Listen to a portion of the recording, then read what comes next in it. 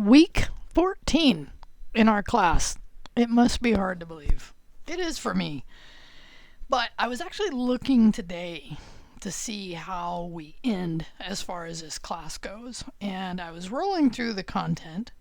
And I'm like, oh, yeah, that's right. I don't have anything for week 18 because at that point we're pretty much done. So our actual class work ends on the 30th. So there is clearly a week 18 on the campus, but that will be, if there's any late work you're going to do, the deadline for that, and that's why I wanted to talk about this today. So it was part of your reply. I want to make sure you hear me. So when we finish our last item, when you do here, right, and I'm grading, so then I roll forward to that week 18 of the semester, right?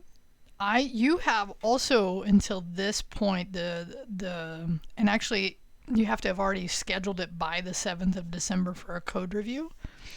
But I really hope, I've seen now a good several in the RL.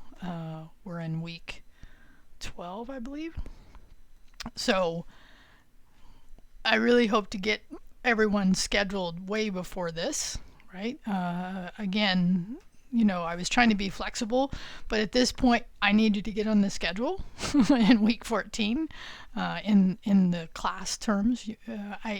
Because that way we can plan out the rest of the semester. And remember, the longer you wait, if you haven't scheduled, that does impact my questions as well. Now, some of you I encouraged, right? If you have more knowledge, you want to wait till a little later, that's cool as well. Just know that that's true. So let me roll up and remember. Actually, right now you all are on week 12 because you were doing the asynchronous workout today. And I looked at that code and anyway, so now we're moved clearly at this point into synchronous to learning asynchronous coding. And now this week we're going to learn async await. Okay, but just before I leave that topic of the end of the semester, I just wanted to remember that part. So by this point, and really when I wake up on the 8th, will be whatever has been submitted at that point. There'll be no more work submitted at that point on that Friday. So make sure if you have some work that you've missed that you had planned to go back and do, you do it before then. But if you're on track, you actually will end this course, the required parts of it, depending on your own schedule, but for the course schedule by the 30th, which will be the prior Thursday. Okay, just to be clear about that. Okay, so now let's do look at this point. I just added, so as days are gone by, what will happen is you'll see that I have just lined them out. And then at this point, I will always have at least 2, and right now I have 3 weeks rolling forward, right? So you definitely want to get on my schedule. Again, reach out if my office hours don't work. Let's figure out a time that does. And if you want to remember where you go do that is to communicate with me, right? It was here in week 11, right? It opened already. We're in the window at this point. And I have to say just a word about those code reviews. And I don't know if the students who have been through it will say it, so they could give their own feedback, which I always appreciate.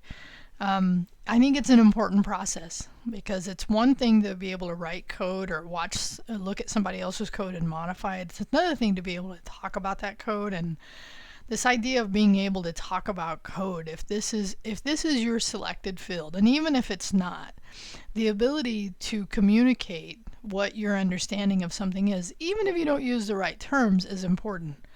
Because in tech, this is something communicating with other people. We might think about tech as sitting in a dark room and, working on your own, but trust me, it's not. It's very much a social job.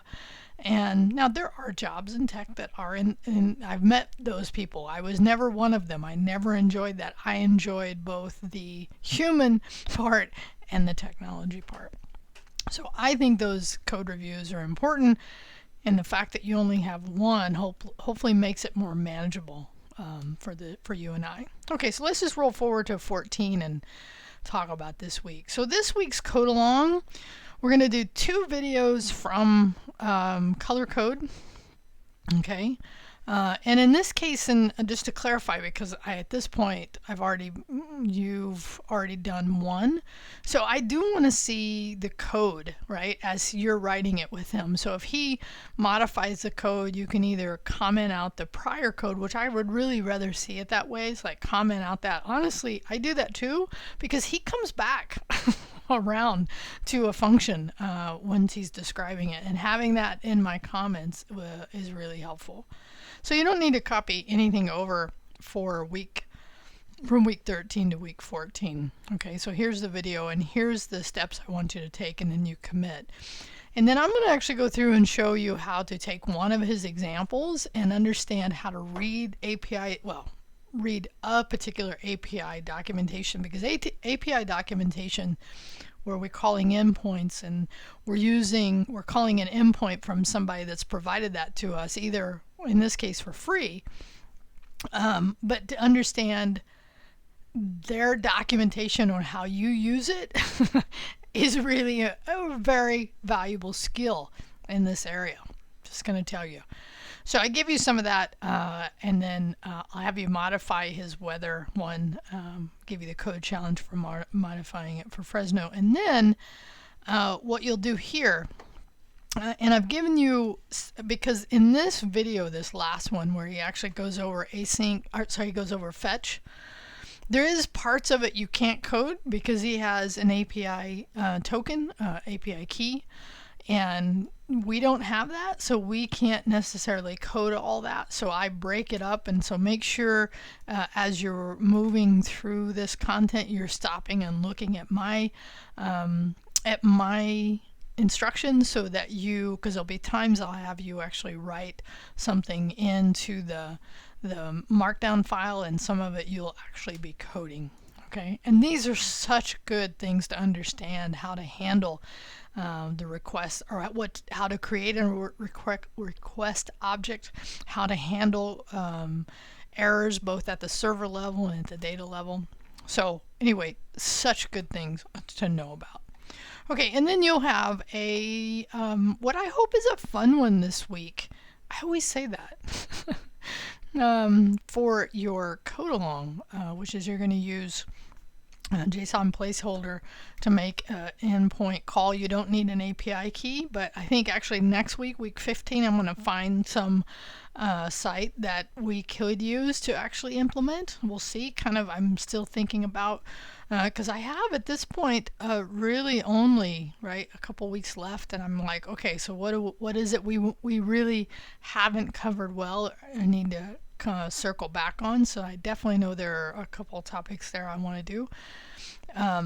But anyway, so that's the fun one, I think, this week. And then step 6 in your development is really just adding, completing, if you didn't already, in week 5, the edit and delete functionality, the code for that, and adding local storage. Okay, so then on 7, and I was actually talking about this in the video a little bit, because I was looking at, we only have step 7 and then the final. I'm trying to figure out how we're going to do it, because ultimately what I want is to all come back and share what we've created out on the public. So I'll give that some thought and have that content in my mind, figuring out how we're going to end this. And so a couple things, right? A, when you reply, tell me, do you understand the end of semester dates? Do you have any questions about that? At this point, I may have already created, I probably will have created some of this content, but I'm always open to hearing things that you feel like you would have liked to have walked away understanding, learning from this class. That would be fine as well. So, it's all good. Anyway, enjoy your week. I'll talk to you later.